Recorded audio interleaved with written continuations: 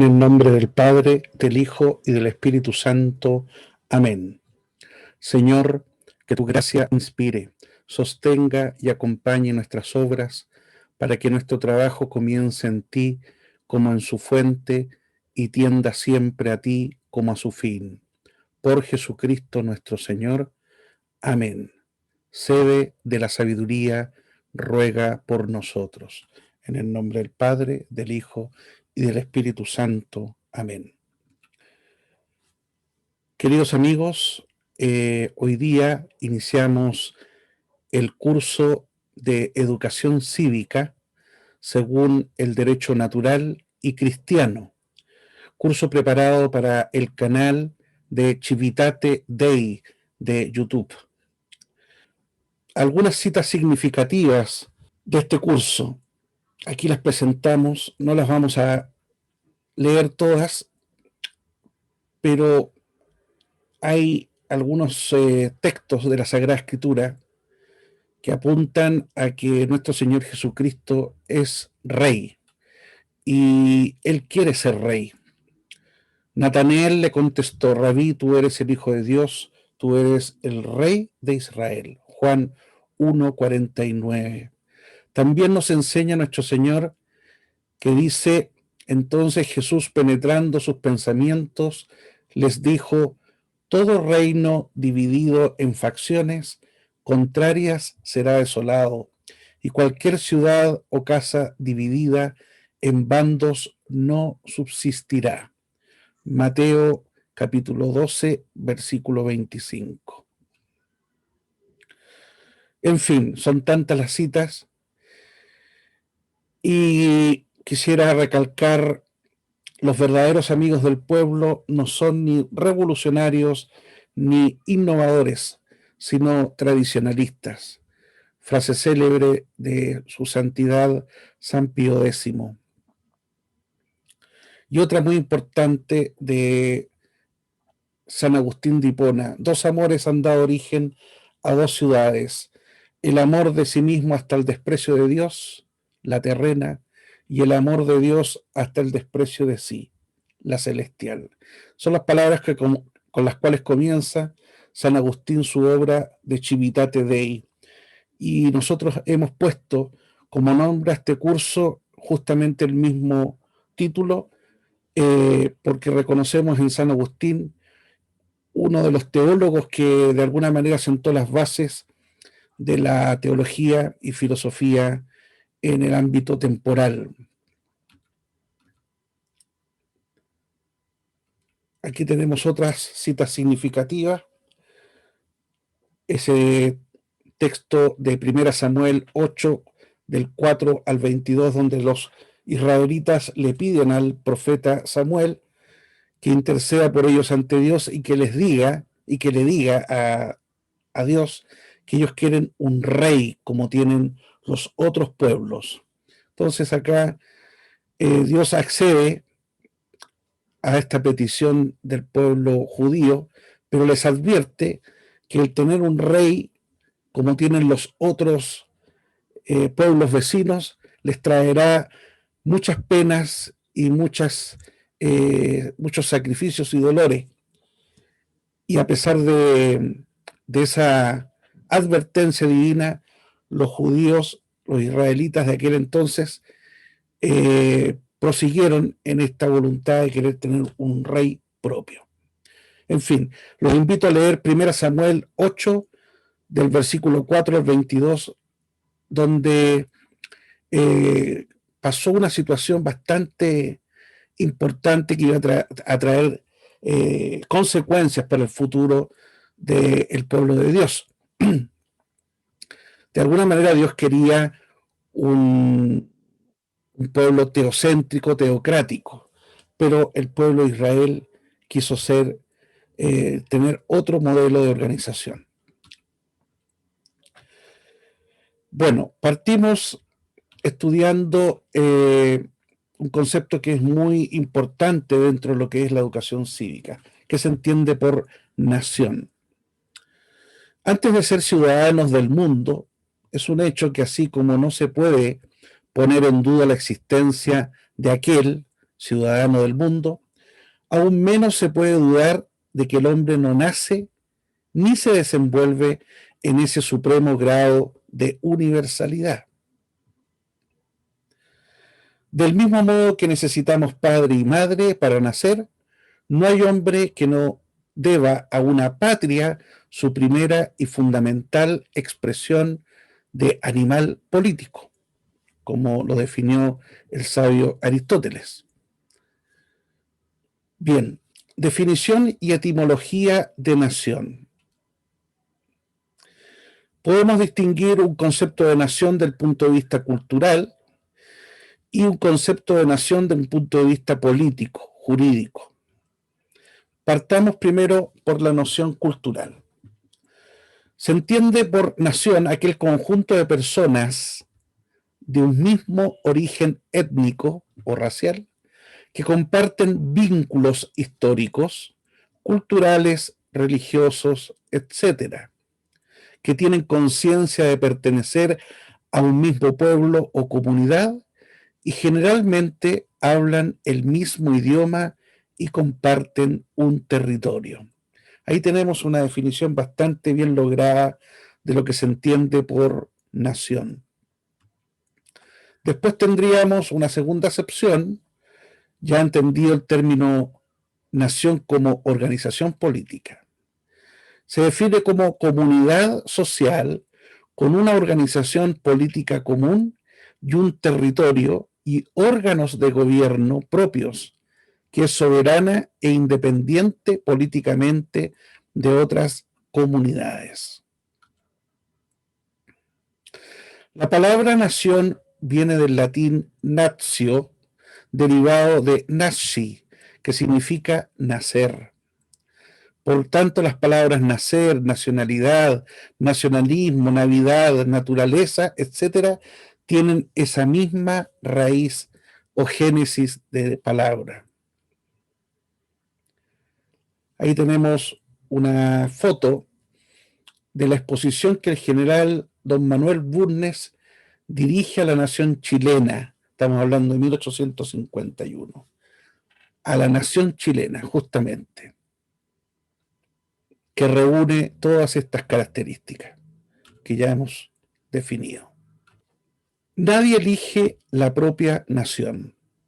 En efecto, de la misma forma que no se eligen los padres, nosotros no elegimos nuestra nación. No se elige la propia nación. Nos es impuesta por los avatares o el azar del nacimiento. El hombre es libre y se jacta de su libertad, creyendo que esta libertad es un efecto de su propio poder, sin darse cuenta que solo goza de ella en la medida en que la nación en la que vive se la permite. Y hay tantos ejemplos que se podrían dar de esto, ¿no? Han habido sociedades y épocas en que se ha tenido un mayor o menor grado de disposición de la libertad de parte del ser humano. Lo que nosotros tomamos por un don espontáneo de la naturaleza, bruta, es en realidad el fruto de una paciente labor lenta y difícilmente madurada en el curso de los siglos, que desgraciadamente es a veces comprometida o aniquilada por la locura de una generación. ¿Cuántas veces hemos tenido avances y retrocesos en el tema de la libertad? Veamos algunas ingratitudes inexplicables, irracionales. Ahí tenemos la destrucción de algunas estatuas que se han erigido por nuestros antepasados para honrar a personas que contribuyeron fuertemente al origen de nuestra nación, de nuestros pueblos. ¿Cómo es posible entonces que se pueda olvidar tan fácilmente que el ser humano no nace en la flor de sus 21 años? Y que hasta la comodidad, la independencia, la relativa seguridad de vida que hacen la felicidad de los seres sociales que somos, se las debemos a la nación que nos alberga y nos ha visto crecer. Cuesta realmente entender el que haya personas que no amen su nación. Robinson Crusoe guardaba con él algo de su patria. Robinson Crusoe es una de las obras más famosas del célebre escritor inglés Daniel Defoe, publicada en 1719 y considerada la primera novela inglesa. Se trata de una autobiografía, ficticia por cierto, del protagonista, un náufrago inglés que pasa 28 años en una remota isla. La novela mencionada está basada en varios personajes reales de la historia. Uno de ellos es el marinero español Pedro Serrano, quien naufragó y sobrevivió durante 8 años en Banco Serrana, un pequeño atolón caribeño, hasta que fue rescatado. También el marinero escocés Alexander Selkirk, rescatado en 1709, tras pasar 4 años en una isla desierta que hoy lleva el nombre de Isla Robinson Crusoe en el archipiélago de Juan Fernández, Chile. Ahí tenemos una vista de la isla de Juan Fernández, preciosa. Bueno, de aquí viene el origen de la historia de Robinson Crusoe. El hombre hereda, la patria es la herencia. Ahí tenemos cómo un medio de transporte naval ha tenido tantos cambios en la historia. Aunque la historia demuestra que si bien hay diferencias de grado entre las civilizaciones, el esplendor de las más brillantes no impide que otras más humildes se vean beneficiadas de algunos logros de estas. Fíjense que las civilizaciones, las naciones actuales, inclusive las más humildes, llevan un tipo de vida comparativamente mejor a las de hace 500, 1000, 1500 años atrás. Y esto es producto de que las civilizaciones más esplendorosas de alguna manera van contagiando al resto de las que no son tan desarrolladas y las ayudan de alguna manera a mejorar su estándar de vida.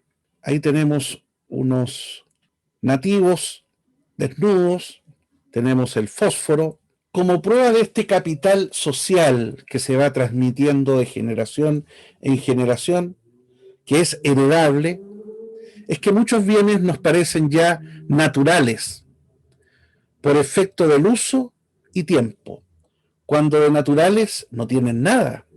Ejemplo, no es natural encender un fuego con fósforos, como tampoco es natural tomar un vehículo, el tren o el avión cuando se quiere viajar. Todas estas son cosas que la sociedad de alguna manera nos ha permitido ir logrando y poder acceder a ellas. Pero no es que se den naturalmente hablando.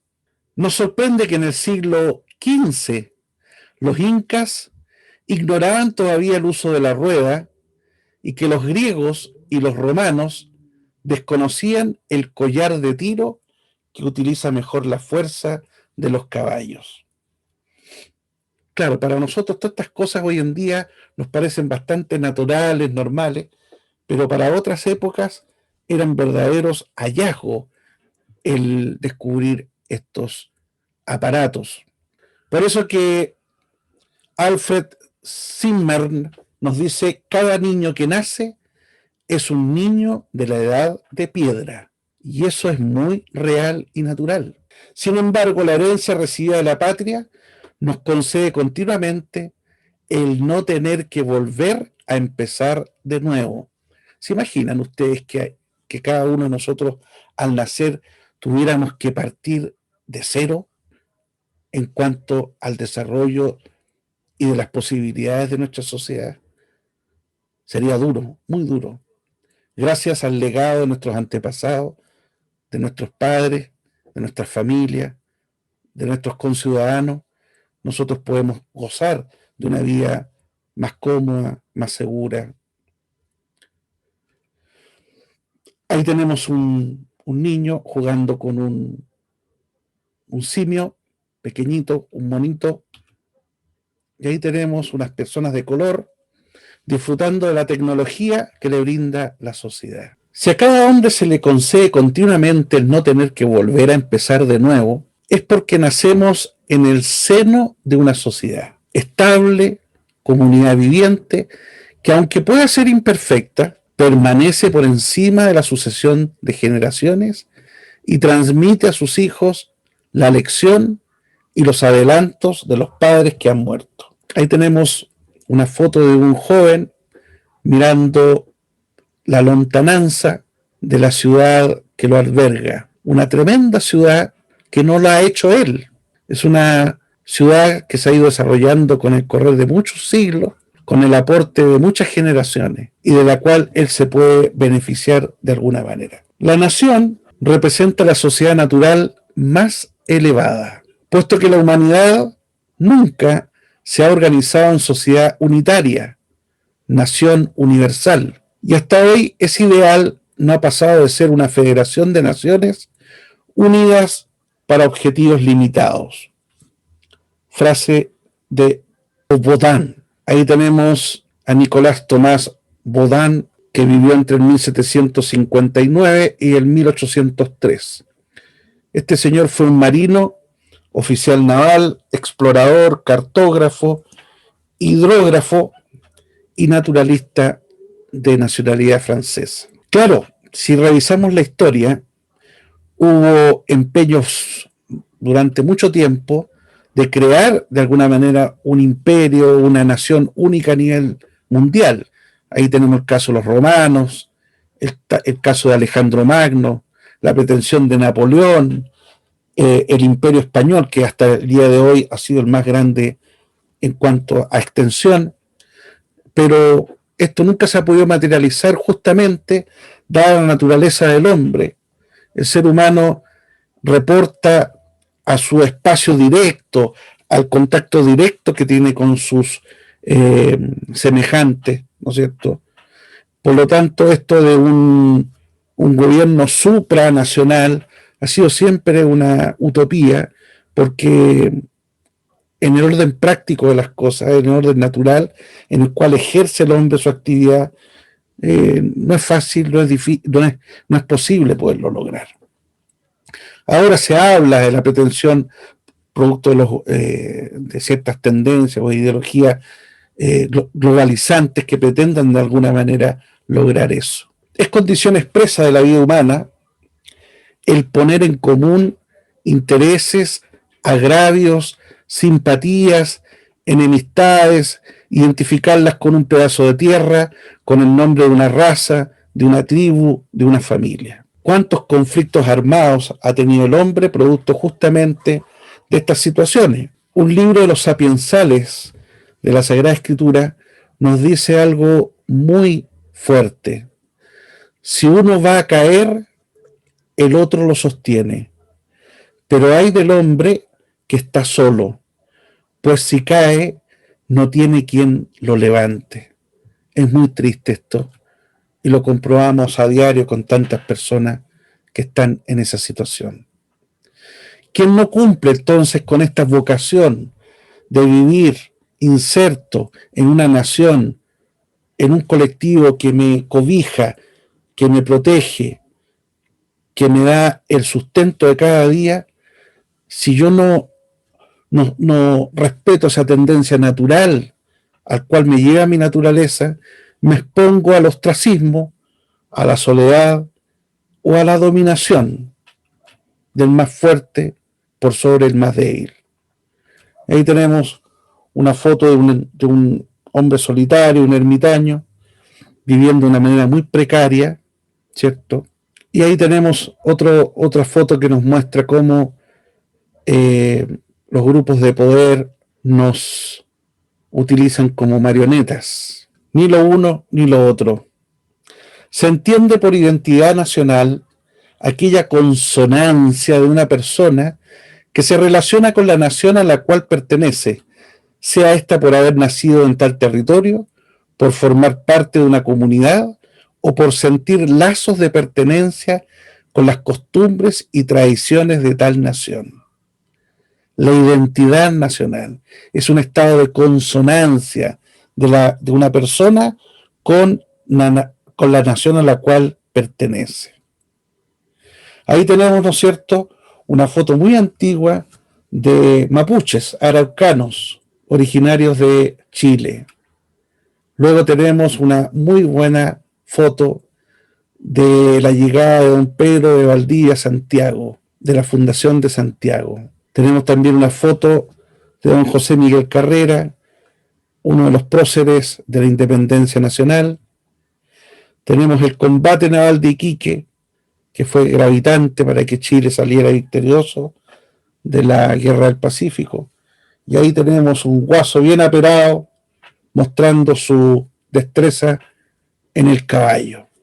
Bueno, son tantas las cosas que definen nuestra nacionalidad y que debemos preservarlas, respetarlas y atesorarlas como un gran tesoro. ¿Cómo amar a la humanidad si no se ama primeramente a la patria?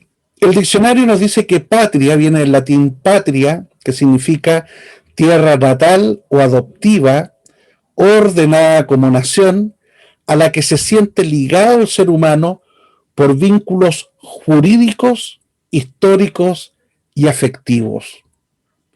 Es una excelente definición esta. Vínculos jurídicos, históricos y afectivos. Y una segunda acepción, lugar, ciudad o país en que se ha nacido. Ahí tenemos una foto del año 2010, una vez que se produjo el terremoto, el fatal de esa época, que provocó grandes tsunamis en el sur de Chile. Y ahí tenemos un chileno con la bandera chilena rasgada, producto justamente de esta catástrofe. Sin embargo, con la chilenidad, con el amor a la patria vivo. Es de lo que estamos hablando. No es lo mismo amar genuinamente a la patria, gente real de carne y hueso, con virtudes y defectos, con logros y fracasos, que amar a una famosa patria o a una humanidad como idea abstracta, como un ideal mental que no ha existido ni existe en la realidad. Claro, mucho más difícil es amar lo real, lo concreto, que se nos muestra tal como este es. En cambio, el otro amor es un amor que uno se inventa a la pinta de uno y al gusto de cada uno. Por lo tanto, obviamente que no tiene el valor del amor verdadero a la patria, que es un amor dirigido hacia lo real de nuestra patria, de nuestra nación. Como por ejemplo, ahí tenemos un carro de bomberos siendo empujado tanto por bomberos como por civiles, conscientes, digamos, que esto provoca o produce un beneficio para la sociedad, y todos ayudando a solucionar una emergencia. Las ideologías prefieren seguir su propia idea y no aceptar lo que les enseña la realidad.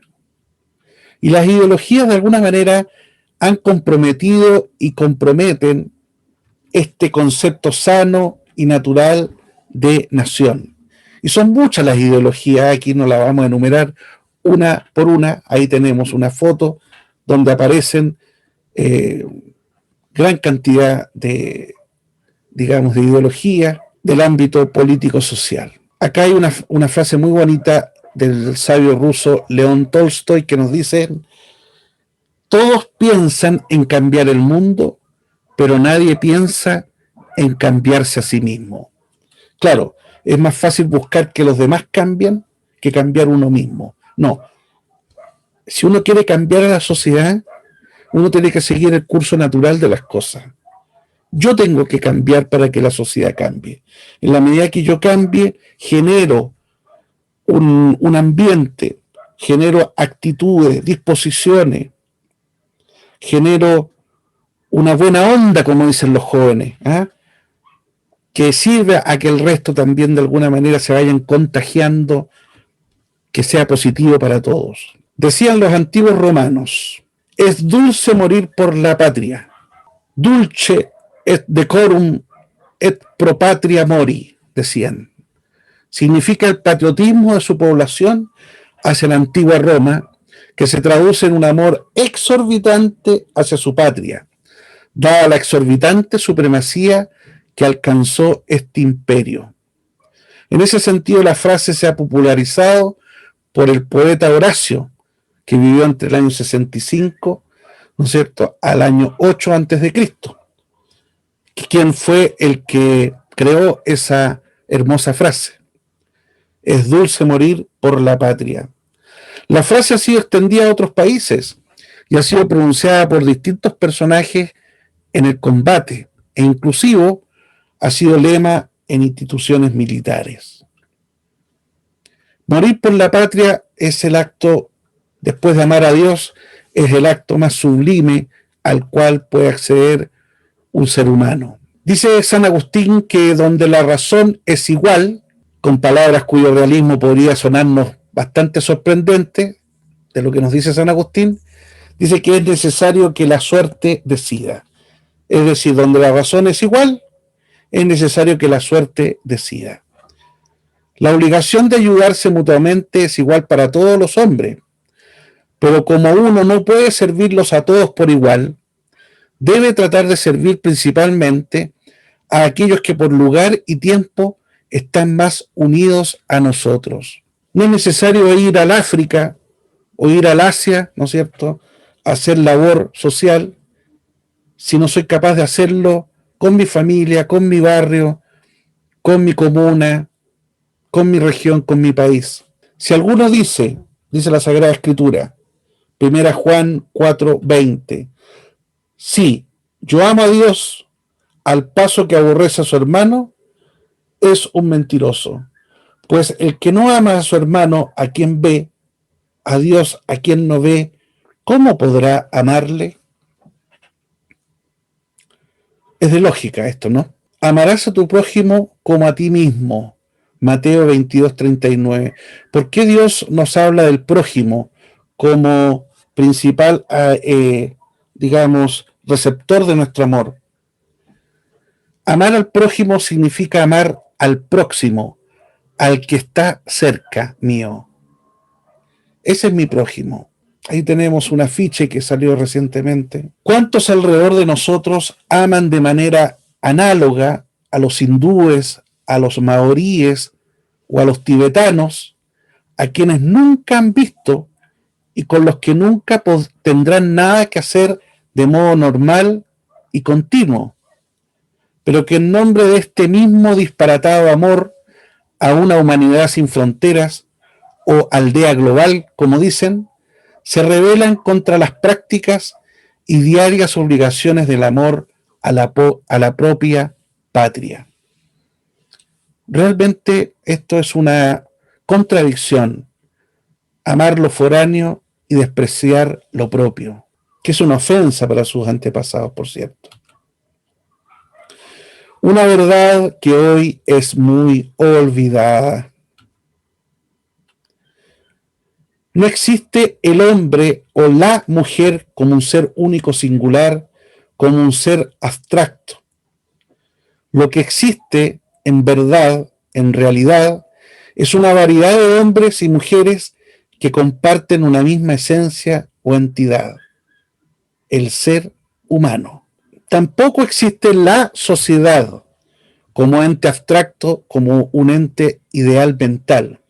Lo que existe en verdad son los individuos humanos concretos de carne y hueso que conforman una sociedad al vivir juntos en mutua colaboración. Un país, una nación, una empresa, una institución cualquiera son un papel, un símbolo, un logo, pero lo que le da sentido de realidad a esa obra, a esa comunidad, a esa sociedad, son las personas reales que la componen. Y esto es muy importante porque por el fenómeno de la filosofía moderna se tiende a veces a pensar muy en abstracto las cosas y a perder el sentido del origen real que éstas tienen. Es un problema filosófico. Ahí tenemos tantas variedades, ¿no es cierto?, de personas que comparten una misma naturaleza, pero cada uno de ellos es singular, es único, es irrepetible. No hay ninguno igual a otro. ¿Cómo será que nuestro ADN, nuestras huellas digitales, no los tiene ninguna otra persona? Aunque sea hermano, padre, se quiera o no, para vivir y para obrar, los hombres tienen que encuadrarse en el marco de la comunidad social en que han crecido. Normalmente no podemos elegirla. Nadie ha exigido o pedido existir. Nuestra vida es un don, es un regalo. Por tanto, si nuestra comunidad social en la cual hemos crecido y hemos nacido, si ella no nos gusta, tanto peor será nuestra vida. Es como casarse con alguien que uno no quiere, ¿verdad? Qué triste. Bueno, eso le pasa a las personas que no aman a su patria, pero ojo que no la aman porque quizás no la conocen bien, o han escuchado o han leído cosas que denostan o empobrecen la comprensión que estas personas tienen de su propia patria. Entonces es un problema de carácter intelectual, cultural, a veces también experiencias negativas que han marcado a las personas, ¿no? Bueno, hay situaciones y situaciones. El hecho de amar a nuestra patria no quiere decir que debamos engañarnos sobre su propio valor. Si ésta fuera débil, nuestra obligación más sagrada sería la de trabajar para fortalecerla o para curar sus imperfecciones y sus vicios.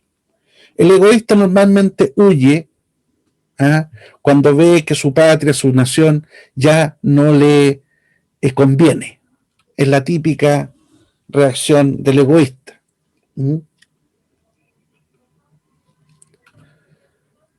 Hay gente que es buena para criticar las cosas, pero que no mueve un dedo para mejorarlo. Es fácil criticar. Lo que es difícil es construir, proponer ideas mejores. Un falso patriotismo. Se le llama chauvinismo o chauvinismo, también conocido coloquialmente como patrioterismo. Es como una neurosis de la patria. Es una exageración, es la creencia narcisista de que lo propio del país o región al que uno pertenece es mejor o superior en cualquier aspecto, denigrando o menospreciando al resto. Hay países, por ejemplo, yo no quiero nombrar a nadie en particular, que se caracterizan por ser muy presumidos en su forma de mostrarse ante otros países. A todos nos molesta eso. Bueno, lo mismo pasa también con nuestra propia patria. Tenemos que saber valorar lo bueno que tenemos y saber también reconocer lo malo. De lo contrario, podemos hacernos una imagen equivocada como la de aquel gato que se ve en un espejo y cree ser un león cuando es un simple gato. O aquellas barras bravas, ¿no es cierto?, que por representar a un país se creen con derecho, ¿no es cierto?, a destruir, a insultar, a agredir, etc. Le es muy difícil al hombre el desprenderse realmente de su patria. Y si él la abandona, será en todas partes un extranjero. Ahí tenemos una barcaza llena de gentes que están emigrando de distintas zonas para buscar una mejor calidad de vida. Y muchas veces el trato que reciben no es el adecuado a un ser humano, justamente por su condición de extranjero y de que son personas que están totalmente desprovistas de medios económicos para poder sobrevivir. Esto no impide, ya lo veremos, conservar la perfecta sabiduría de vidas transcurridas completa o casi completamente en el extranjero. En último término, esto no impide de ninguna manera el emigrar. Hay situaciones en que emigrar se hace necesario. Lo que acá decimos es que se condena el cosmopolitismo, el globalismo extremo o exagerado, y a la negativa de someterse a las diversas obligaciones de justicia, caridad y piedad que constituyen el fondo del deber patriótico nuestro. Ahí tenemos un caso, por ejemplo, del pianista Claudio Arrau, que desde muy niño emigró con una beca de Chile al extranjero y llegó a ser uno de los pianistas mejores del mundo. Sin embargo, él nunca, a pesar de que no vivió por muchos años en Chile, él siempre mantenía el aprecio, el cariño por su patria. Y de hecho pidió ser enterrado una vez fallecido en Chile. El término globalismo que hemos ocupado acá es un neologismo, es una nueva palabra que se refiere a una ideología que trata de acabar con el Estado-nación que hemos venido desarrollando, como marco para la administración política y la referencia de identidad. El globalismo pretende sacrificar lo particular por lo general, y ahí hay un gran error porque no está respetando el orden natural de las cosas. Al ser humano no se le puede imponer un sistema de convivencia. Ese sistema de convivencia se ha ido desarrollando con el correr del tiempo, lentamente, de generación en generación. Fíjense que hay países que las constituciones políticas no las reformulan a cada rato. Por ejemplo, la Carta Magna inglesa todavía sigue siendo vigente a pesar de tantos cientos de años que han pasado. Eso es importante, o llenarnos de leyes para cada cosa puntual que haya que realizar. Eso es algo que realmente atenta contra un buen sistema de convivencia. Cada uno en una sociedad bien organizada y con una trasvasije cultural de generación en generación, estas cosas se van decantando y no es necesario tener una ley para cada cosa. Bueno, en fin, es tanto lo que se podría decir en estas materias. La ideología política es una representación parcial, circunstancial y fanática de la sociedad, que presenta un programa político o un plan de acción progresivo o forzado de dominación para establecer lo que considera como la sociedad ideal. Tanta gente buena, tanta gente ingenua que apoya y participa en estas organizaciones sin darse cuenta que su acción no es positiva para la vida en sociedad. Hemos tenido amargas experiencias con muchas de estas ideologías. En este sentido, la ideología es una herramienta de control social que muchas veces ocupan los grupos de poder para despojar al ser humano de su entorno natural y libertad personal, transformándolo en parte de una masa aturdida y fácilmente manipulable en pro de una finalidad que no le es propia, que le conviene a otros. Entonces, este modelo de una sociedad estandarizada, donde todos van para el mismo lugar, donde todos se visten de la misma manera, que todos hacen lo mismo, que ya pareciera ser una programación mental para que cada uno de nosotros seamos un peón de toda esta maniobra, no respetando la diversidad natural que cada ser humano tiene y que el Creador le ha entregado para aportar a la sociedad. Las ideologías, una y otra vez, han surgido en la historia de la humanidad desde el ficticio sueño o ilusión en la famosa emancipación, en el progreso continuo o de recuperar el mito del paraíso perdido.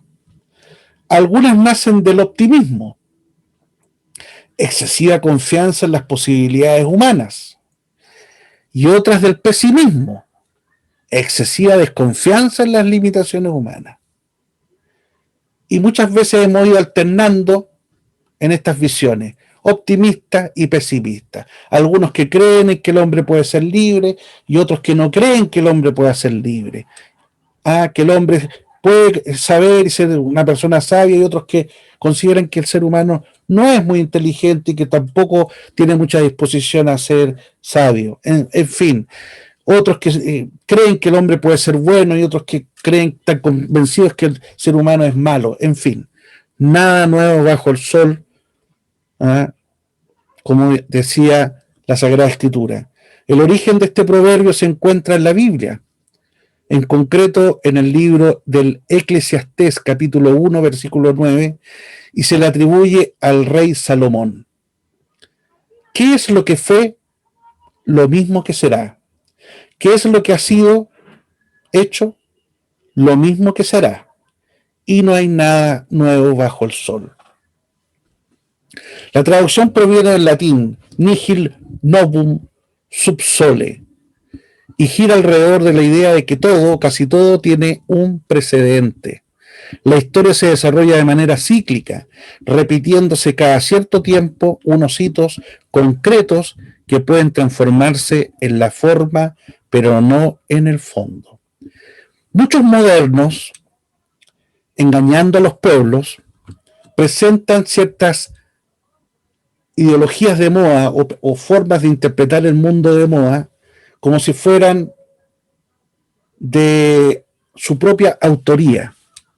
Y la verdad es que en la medida que uno conoce la teología, la filosofía, la historia, la cultura, uno se da cuenta que son